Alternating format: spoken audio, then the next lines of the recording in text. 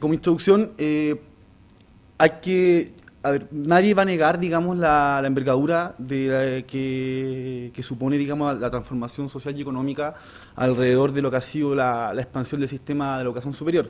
Pero, digamos, es importante establecer dos conceptos claves que de alguna manera demuestran que tanto Andrés como, disculpa el nombre que están equivocados, digamos, porque ojalá hubiese competencia, digamos, y lo que no hay es competencia. ¿Ya? ¿Por qué? Porque por un lado, una cosa es suponer que el sistema se mercadiza, es decir, que los agentes se coordinan competitivamente para lograr tanto dotaciones como precios de equilibrio.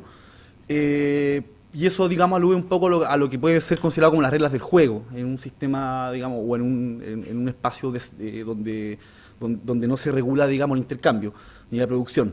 Ahora, pero por otro lado está lo que es la privatización, lo que Brunner, digamos, denomina eufemísticamente como privatismo, que alude no solamente a cómo las instituciones van generando sucesivos intercambios con los estudiantes, sino que también a la estructura de la propiedad interna de las instituciones. Un poco adelanto que lo que hay en Chile es un conjunto de islotes de propiedades privadas. De hecho, en economía se suele decir que si hay algo peor que un monopolio, miles de pequeños monopolios, digamos. Y no hay mercado, en verdad. O por lo menos bajo los efectos esperados que supone un esquema desregulado. Ahora, estos efectos esperados, digamos, pueden evaluarse a nivel general, por un lado, sobre lo que implicaría para las instituciones, que es la mayor competitividad, tanto por captación de demanda como por calidad, lo cual debería traducirse en precios, ¿ya? De alguna manera esto está alimentado por constantes incentivos a la inversión.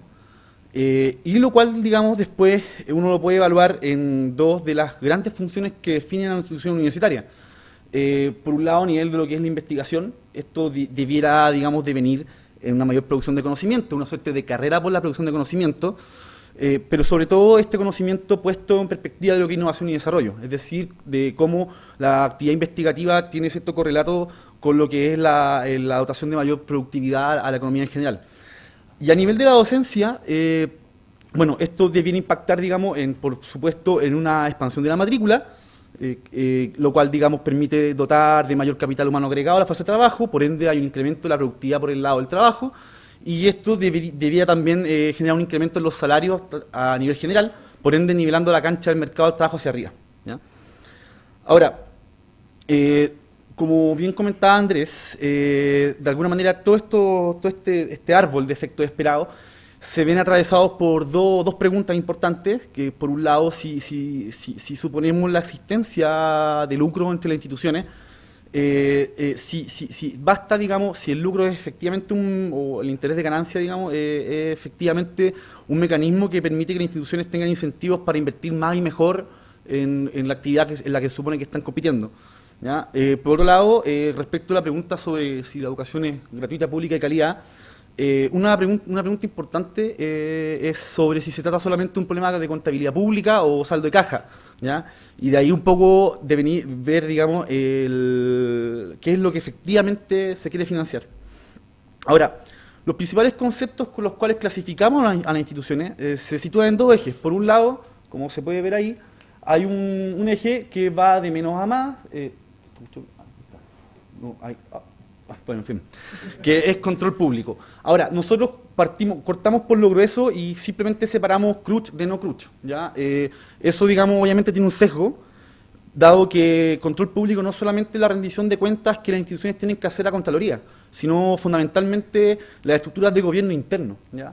Por ejemplo, el reconocimiento de la libertad de los funcionarios para sindicalizarse, de cómo eligen a su autoridad académica, de cómo procesan conflictos respecto a temas que afectan a la docencia o a la investigación. ¿Ya? Hay muchas universidades privadas, digamos, que lentamente han avanzado en estos temas, ¿ya? Pero, digamos, por la imposibilidad de constituir un continuo de control público, tuvimos que partir, digamos, con este sesgo, ¿ya? Un poco que digamos, ahí en nota. Y por otro lado, otra de las restricciones las cuales se ven sujetas las instituciones es la selectividad. Eso es lo que las relaciona con la demanda, digamos. Es decir, el puntaje que los estudiantes sacan. Esto es importante porque las componentes financieras del sistema ya tienen una solución para ser suavizada en el tiempo. Uno puede pedir un crédito, digamos, y más allá de que uno cuestione la figura del crédito, al menos el crédito permite paliar en valor presente, digamos, la cobertura de las variantes financieras. Pero uno no puede pedir puntaje prestado, o sea, uno tiene el puntaje que tiene y con eso tiene que ir a donde puede, digamos. Entonces, hay un punto de corte que es un promedio de 550 puntos en la PSU, ya que es básicamente el corte desde el cual en un trabajo de centeno se establece la división entre selectiva y no selectiva. Y digamos que las instituciones con mayor selectividad son aquellas que pueden, donde los estudiantes eligen. ¿Ya? Ahí, digamos, no sé, la competencia entre la Chile y la Católica o qué sé yo. Pero las cuotas bajas de la selectividad, en verdad, los estudiantes llegan a la institución que los reciba. Entonces, uno podría inferir que hay un grado de sustitución cero, digamos, entre instituciones en las cuotas bajas de selectividad. ¿Ya? Bueno, en fin. De aquí viene un listado, bueno, aquí lo hicimos bien pormenorizado, pero podemos ver que las universidades que son altamente selectivas y que poseen, digamos, alto control público, son aquellas como, bueno, como esta, o como la Universidad Católica, son universidades tradicionales, básicamente, pero las tradicionales, digamos, que están tradicionales de élite, de alguna manera. Por otro lado, las universidades que digamos que son tradicionales pero no selectivas son fundamentalmente universidades de regiones, ¿ya? Universidad de Magallanes, qué sé yo, Universidad de Atacama. Y por el lado de las universidades que no son tradicionales, vemos, bueno, en la cota selectiva, digamos, quizá un agente representativo en la Universidad, digamos, Adolfo Ibáñez, Universidad de los Andes, etcétera. Y hacia abajo, bueno, la mayoría de las universidades que están siendo investigadas en este momento por un conjunto de irregularidades y que más encima, digamos, en su interior tienen que habérselas con los estudiantes más pobres del sistema. ¿Ya?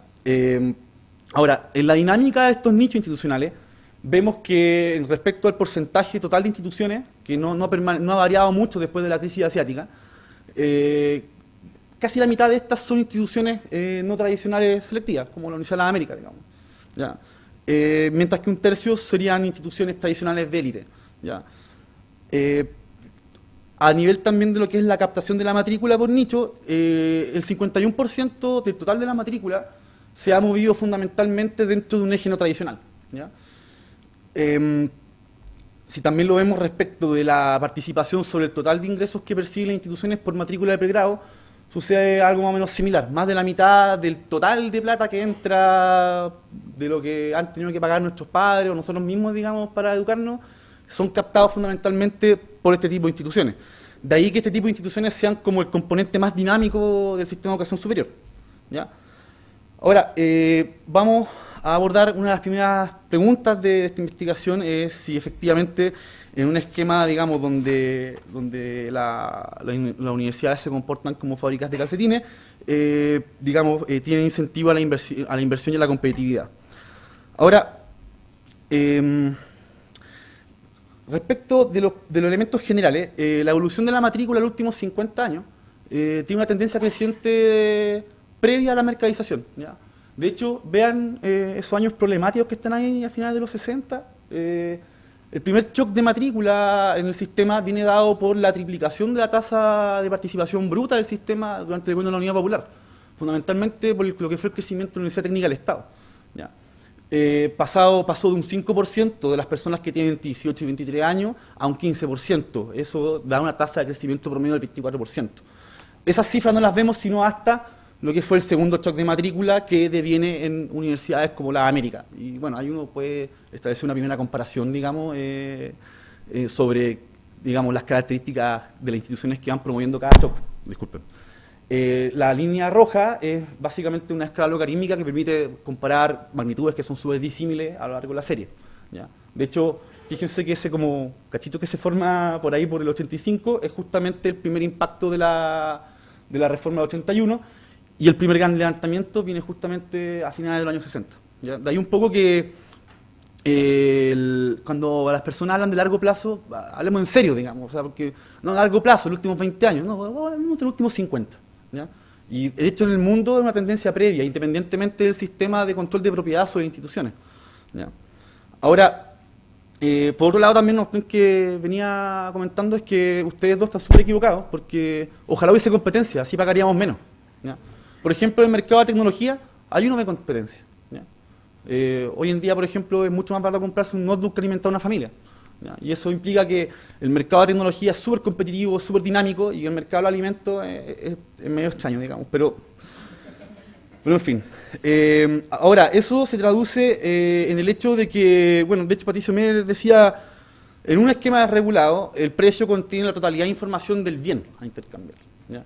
O sea, justamente como citaba acá Jacob, disculpa, deberíamos suponer entonces que este es el mejor sistema monetario del mundo, digamos, porque es el precio más alto del mundo en términos relativos, digamos, ajustando por paridad de compra, etcétera, etcétera, etcétera. Ahora, bueno, de ahí una de las primeras componentes es ver, o sea, bueno, ese gráfico, digamos, a lo que apunta es que la masificación del sistema, más el alza sostenida en los precios, ¿ya? Da, digamos, cuenta de ingresos crecientes a nivel de las instituciones. ¿Ya? Esos son ingresos reales, a base de 2008. ¿Ya? Ahora, la pregunta es si existe efectivamente una suerte de carrera o competencia, digamos, por quién produce más y mejor conocimiento. Nosotros construimos un índice de productividad científica universitaria. Andrés D'Alençon fue el que estuvo con las manos puestas, digamos, en el barro ahí, tanto en el diseño como en el levantamiento. Donde se consideraron tres vectores fundamentales. El primero es la investigación de pequeña y mediana escala, que es la adjudicación de Fondesit por cada 10 académicos de planta. Eso es importante porque va a poder postular a uno de estos fondos, un profesor taxi, digamos, como yo, no puede hacerlo, digamos. Tiene que tener un contrato al menos de media jornada con una institución. Espero algún día poder postular estas cosas.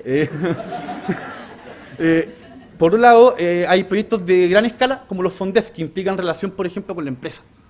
Son fondos que implican también la creación de infraestructura, es decir, son proyectos de innovación dentro de las universidades. Y, por otro, la diversidad de áreas de conocimiento que son abarcadas en la adjudicación de estos proyectos. Ahora, es importante esto, sobre todo en un país donde el 90% de la investigación la hacen las universidades, ¿ya?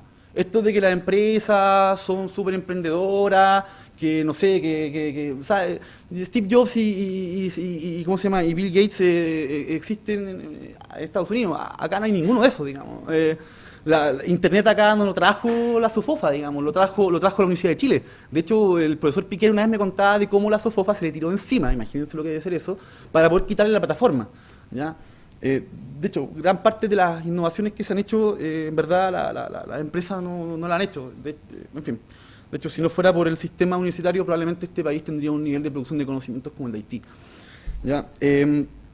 Ahora, dentro del indicador que construimos, vemos que a nivel de sistema se genera una pequeña brecha, de ineficiencia, digamos, respecto de la curva de ingresos que se mide en el eje izquierdo del gráfico, respecto del IPCU, que es el Índice de Producción Científica Universitaria.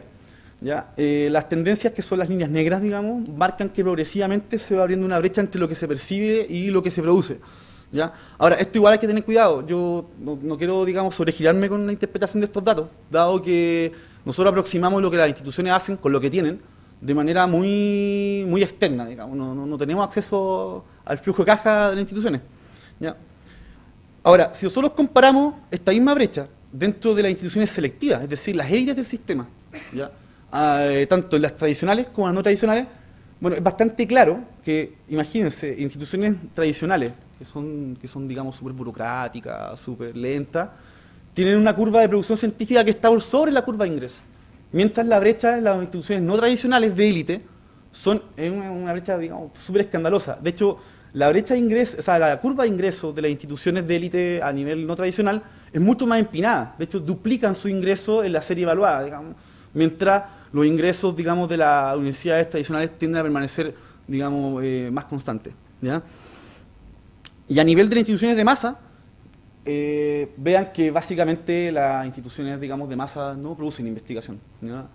Eso es importante porque una de las cosas que uno espera de la investigación, no solamente respecto como a mandar cohetes a la luna, sino que profesores que investigan pueden actualizar contenidos, los cuales después se ven reflejados en la sala de clase, ¿ya?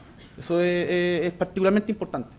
De hecho, en las instituciones tradicionales no selectivas, la curva de producción es bastante irregular, dado que son instituciones que tienen que arreglárselas con instalaciones súper precarizadas para poder adjudicarse el proyecto. Entonces, cada año la producción es súper volátil, pero miren la figura, digamos. si bien una tendencia decreciente, está por sobre una curva de ingresos que es bastante modesta. ¿Ya? Ahora, uno dice, bueno, pero es que no estás controlando por tamaño. Nosotros en todos los indicadores, el tamaño está implícito en los indicadores, tanto a nivel de las dotaciones por académico como las dotaciones por alumno. ¿Ya? Porque si no hubiese tenido que poner unos cubos, digamos, y no sé si se podía leer. Por eso dejamos lo que es el tamaño de las instituciones puesto implícito en los indicadores, son todos indicadores per cápita. ¿Ya? Y los ingresos son ingresos promedios por institución, no es el acumulado total. ¿Ya? Ahora, uno podría decir, bueno, pero las instituciones de masa no tienen por qué ser de investigación, de hecho no todas se crean de investigación. Eso al principio puede parecer bien, sobre todo en el estado de maduración del sistema chileno. ¿Ya? Pero bueno, veamos entonces lo que sí comparten todas las universidades, que es la docencia. ¿Ya? La idea es ver que si efectivamente los ingresos promedio por cada institución crece, ¿cuánto de eso uno puede aproximar que queda en la sala de clase? ¿Ya? Hay gente que me comentó esto diciéndome que era economicista, profesionalizante. La gente que me ha comentado esas cosas viene de las mejores universidades de este país, de las universidades mejor equipadas de este país. Entonces, no sé, a mí me gustaría que ese mismo tipo de crítica me las dijeran académicos o directivos o estudiantes de universidades que tienen un volumen de un total per cápita de 6 títulos por alumno, digamos. ¿Ya? Hegel decía que para poder filosofar hay que tener la guayita llena, digamos. Yo creo que primero tienen que solventarse ciertos elementos duros o cáscaras necesarias, no suficientes, para poder después ir viendo qué elementos más blandos son los que van llenando esos pliegues. ¿Ya? Ahora, el cuadro agregado es que del total de volúmenes en las bibliotecas de nuestras universidades, ¿ya? Prácticamente el 80% están en universidades tradicionales. ¿Ya? Asimismo, como el total de títulos, que es una medida de la diversidad, también están en los nichos tradicionales. Ahora, uno dice, bueno, pero es que ustedes tienen una ventaja, pues tienen casi 200 años, tienen ¿cómo se llama? Una ventaja histórica, y es cierto. Pero resulta que hay instituciones que en 20 años pueden acumular un volumen de ingresos que la Universidad de Chile se demoraría 200 años justamente en acumular. Entonces, siempre hay que ver esto en relación a la curva de ingresos. ¿Ya? Porque de alguna manera la pregunta es, ¿qué es lo que hacen las instituciones con lo que tienen? Los directivos de las instituciones tienen que decidir sobre en qué gastar. ¿Ya? Y de hecho, el gasto en stock bibliotecario es mucho más abarcable en el corto plazo que el gasto en infraestructura. ¿Ya? Entonces, digamos, un pequeño stock de inversión en stock bibliotecario debería ser, digamos, debería ser más captable, digamos, en la serie. Ahora, nosotros utilizamos dos variables importantes para poder acercarnos a este problema. Por un lado, la cantidad per cápita por estudiante de volumen, es decir, la cantidad de libros, y por otro lado, la diversidad. ¿Ya?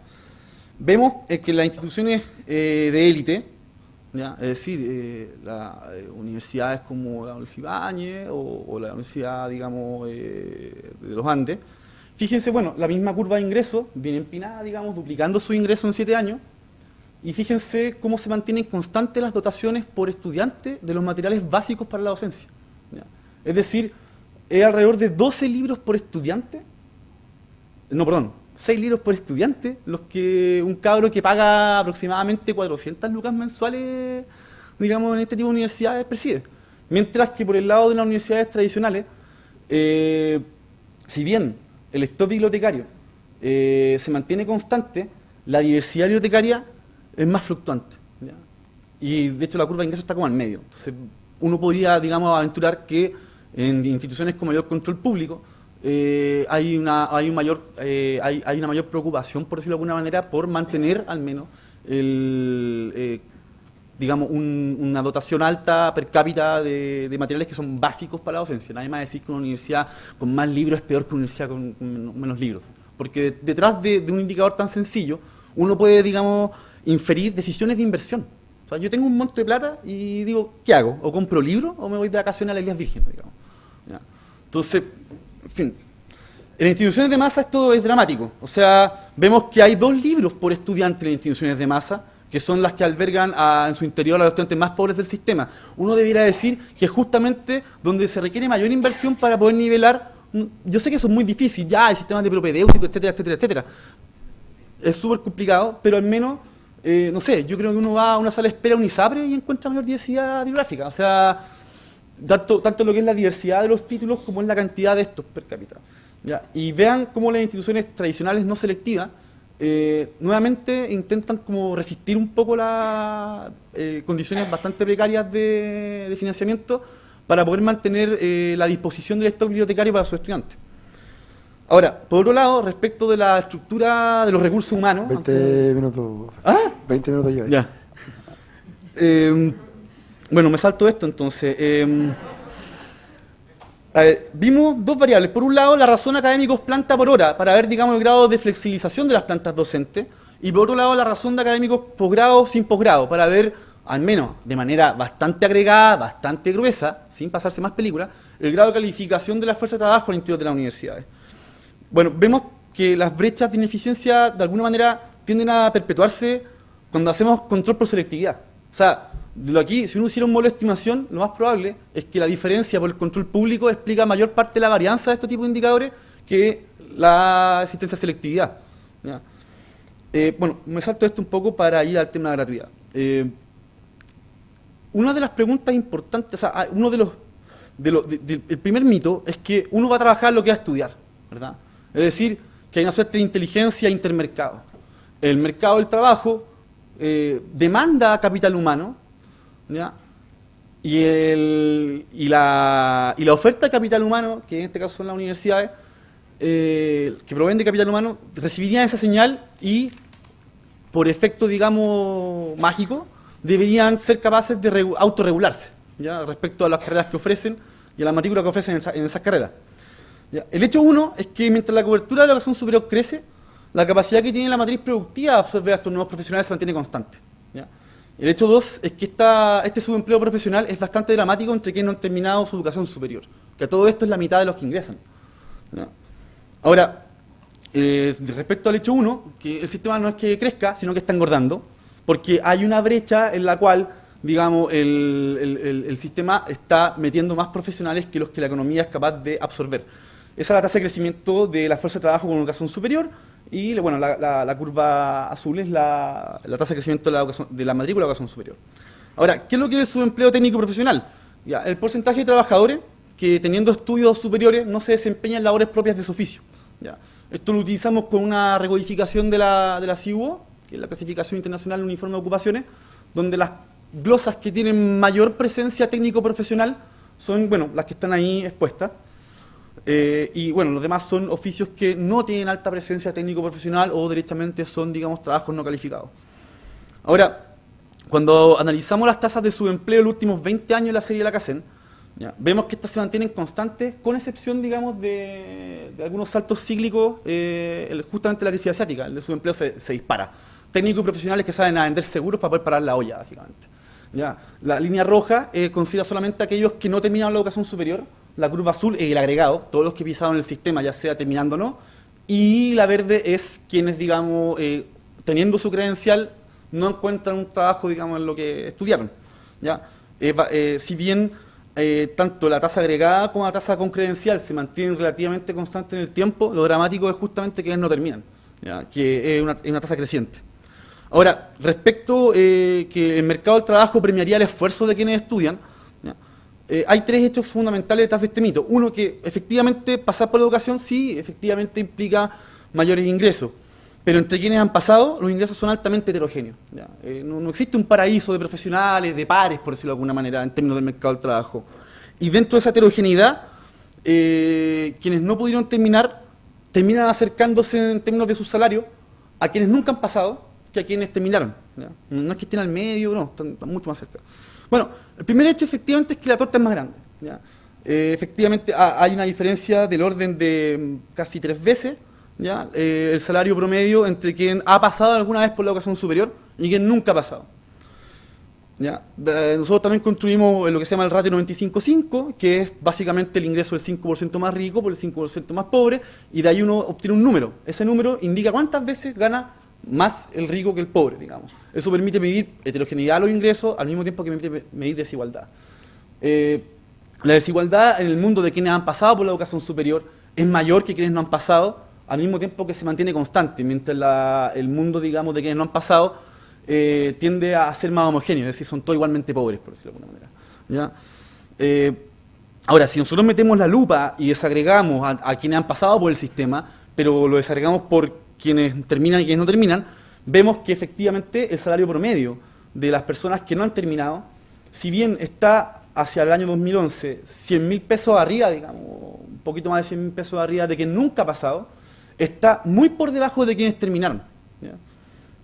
Ahora, si nosotros pescamos a quienes no terminaron y los evaluamos respecto de quienes terminaron y de los que nunca pasaron, es decir, hacemos una diferencia de salario promedio, la diferencia del salario que hay entre una persona que terminó y no terminó se dispara en el tiempo respecto del que, digamos, no termina y el que nunca pasó. Vale decir que la diferencia al que no termina tiende a acercarlo más al vecino que nunca entró a la universidad o a un CFT o a un IP, pero con la diferencia que quien no terminó tuvo que contraer un crédito, tuvo que pagar aranceles carísimos, digamos. Por ende, digamos, estos ingresos no están ajustados por el costo. Imagínense si lo ajustamos por el costo. Bueno, yo creo que esas son reflexiones que pueden dar para investigaciones sobre valor presente neto, digamos. ¿Ya?